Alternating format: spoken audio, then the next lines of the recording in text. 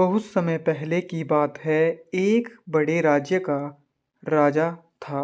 वह न्यायप्रिय और बुद्धिमान था, लेकिन अक्सर अपने मन में गहरे सवालों को लेकर चिंतित रहता था।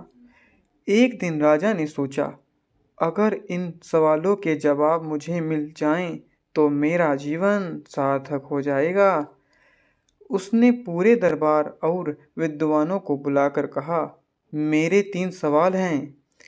सही समय कौन सा होता है जब हमें कोई काम करना चाहिए? नंबर 2, जीवन में सबसे महत्वपूर्ण व्यक्ति कौन होता है? नंबर 3, और सबसे बड़ा कर्म कौन सा है जो हमें करना चाहिए? विद्वान और पंडित अलग अलग जवाब देने लगे। कोई बोला, सही समय युद्ध का होता है। कोई बोला, सबसे महत्वपूर्ण व्यक्ति गुरु होता है।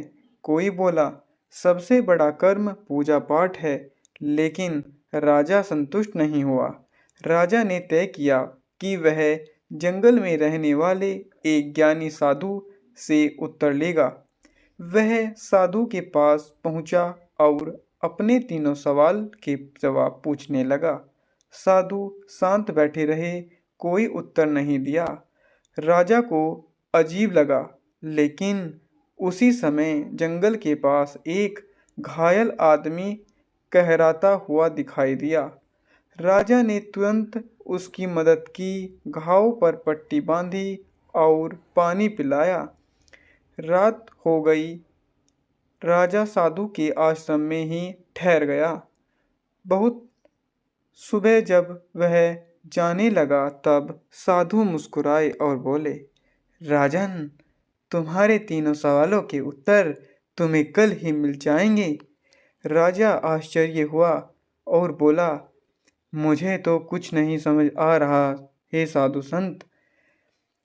साधु ने समझाया, पहला सवाल, सही समय हमेशा वर्तमान होता है। कल बीत गया और भविष्य अनिश्चित है। जो भी करना है अभी करो। दूसरा सवाल, सबसे महत्वपूर्ण व्यक्ति वह है जो इस समय तुम्हारे सामने और कल घायल व्यक्ति था। आज मैं हूँ, कल कोई और होगा। तीसरा सवाल, सबसे बड़ा कर्म है सामने वाले की मदद करना। राजा की आंखों में आंसू आ गए।